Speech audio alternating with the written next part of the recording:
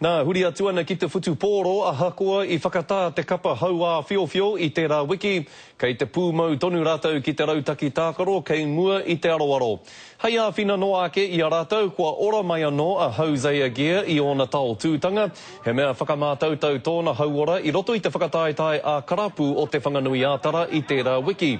Hei tāna ko te mea nui kia tū rangatira anō ia I Wainganui I ngā hau a whiowhio. I'm just focusing on trying to make my way back into the squad and hopefully secure a spot, and then if I can focus on my own performance, then hopefully things may come from that.